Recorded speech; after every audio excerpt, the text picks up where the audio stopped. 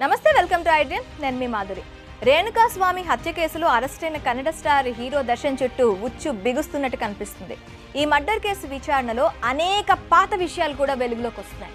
ఇప్పటికే Darshan manager suicide చేసుకోవడం సంచలనంగా మారగా మరో మాజీ మేనేజర్ కూడా మిస్ అయినట్టు తెలుస్తోంది. ఇక పలువురు సెలబ్రిటీలు కూడా దర్శన్ కు వ్యతిరేకంగా కామెంట్లు చేస్తున్నారు. గతంలో దర్శన్ చేసిన దుర్మార్గాలను బయట పెడుతున్నారు. చిత్రదుర్గకు చెందిన రేణుకా స్వామి హత్యను ఖండిస్తూ నటుడు దర్శన్ ను కఠినంగా శిక్షించాలని కొన్ని చోట్ల నిరసనలు జరుగుతున్నాయి. Kannada Bigg Boss season 8 contestant సామాజిక కార్యకర్త ప్రశాంత్ సంబరిగి ఇప్పటికే నటుడు దర్శన్ గురించి కొన్ని సంచలన ఆరోపణలు చేశారు. ఈ రౌడీ బాస్ తాను లింగాయత్ అని, శాకాహారి అని చెప్పినా వినకుండా అమాయకుడు రేణుకా స్వామిని బలవంతంగా నోట్లో బిర్యానీ కుక్కించి హింసించి హత్య చేశాడని మండిపడ్డారు.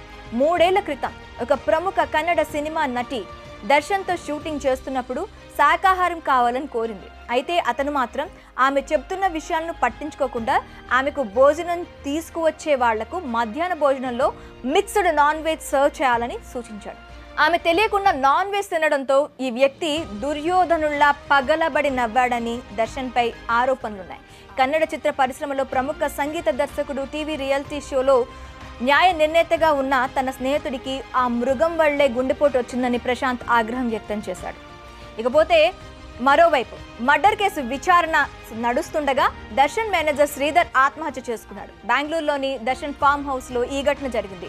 మృతదేహంతో పాటు ఒక సూసైడ్ నోట్, ఒక వీడియో సందేశాన్ని కూడా గుర్తించారు పోలీసులు. ఒంటరితనం వేధించడం వల్లే చనిపోవాలని నిర్ణయించుకున్నట్లు ఆ లేఖలో, వీడియోలో శ్రీధర్ పేర్కొన్నారు. ఇకపోతే ఈ ఘటనపై పోలీసులు దర్యాప్తు ప్రారంభించారు. ఇప్పటికే రేణుకా స్వామి హత్య కేసులో దర్శన్ అరెస్ట్ అయిన తరుణంలో ఈ ఘటన చోటు చేసుకోవడం గమనార్హం. ఇప్పుడు దర్శన్ ప్రస్తుత మేనేజర్ సూసైడ్ అనేక అనుమానాలకు చోటివ్వగా పాత మేనేజర్ మిస్సింగ్ ఘటన కూడా తెరపైకి వచ్చింది.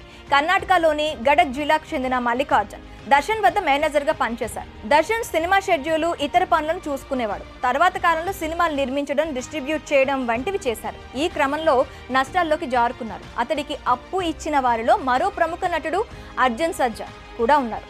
మరోవైపు దర్శన్ కు చెందిన 2 కోట్లను అక్రమంగా వినియోగించుకున్నారని తెలుస్తుంది. ఈ పరిస్థితుల మధ్య 2016లో అతడు కనిపించకుండా పోయారు. పోలీసులు అతడి కోసం గాలించినా ఇంతవరకు జాడ దొరకలేదు. ఈ వ్యవహారంలో దర్శన్ కుటుంబం మౌనంగా ఉండటం కూడా పలు అనుమానాలకు తావిచ్చింది. తనకు తెలియకుండానే రెంట్కు తీసుకున్న కారులో రేణుకా స్వామిని చిత్రదుర్గ నుంచి బెంగళూరుకు తీసుకువచ్చిన డ్రైవర్ రవి ఈ ఉచ్చులో ఇరుక్కుపోయాడు.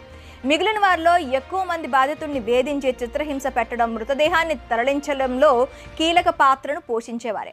ఇక రేణుకా స్వామి మర్డర్ కేసులో మొత్తం 17 మందిని పోలీసులు అరెస్ట్ చేశారు. రేణుకా స్వామి హత్యకు ముందు ఆర్ఎన్ నగర్ లో ఓ బార్ లో దర్శన్ బృందం మందు పార్టీ చేసుకున్నట్లు దర్యాప్తు అధికారులు గుర్తించారు.